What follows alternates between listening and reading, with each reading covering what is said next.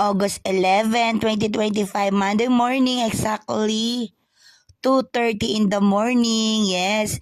Hello, sweetheart, husband, babe ball. Good morning, 97.1 FM radio station. Barangay Love Story, So wanted guys, forever. lahat ng mahuhuli Monday to Friday. na gumamit ng And good account night, ng Christina Philippines. Villicaverin, Yes, hello. This is your please, you are arrested dating, your future as soon as possible wife and God shoot for a punishment. lifetime. This is my original.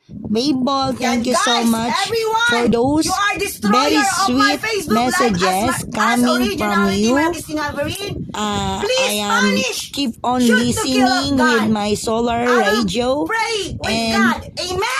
please don't get jealous Guys, always. walang manonood, And walang please, makikinig, Babel, at walang sisira. you are very Sa pag-aaral conservative. ko dahil matanda na I am ako. only one Everyone, you fall are in love destroyer. with you, Please Babel. shoot to kill, Honestly, punish, please. loyalty, sincerity, you're the only one, Babel, in my heart for a lifetime. Hopefully, you have to bless me to pray our family So guys, to have we a have to perfect transform health condition right for a now. lifetime. Protest 5. Um, I have to go.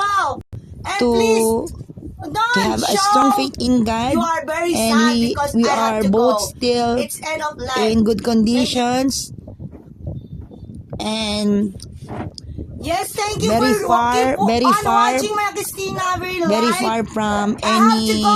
accidents, Please because donate God money loves for us, me and personal. God God bless you guys. loves you and loves me to have blessings with Babel and Babe Teen to have a wedding coming sooner.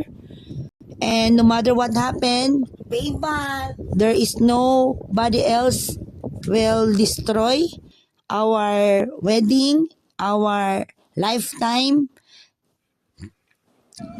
marriage.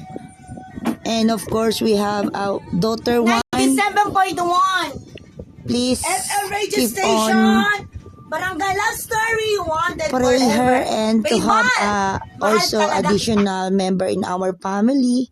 I am ready anytime to have a baby for you.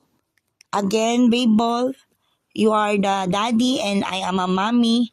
And please, Babel, always took your milk 3 times a day, and please drink your milk 3 times a day, and please do not crying anymore, because I am always thinking of you. I am always pray for you, and all my family will bless us. Babel love Babe Teen for a lifetime. And thank you, God. Amen. I love you, Babel. Thank you, Babel.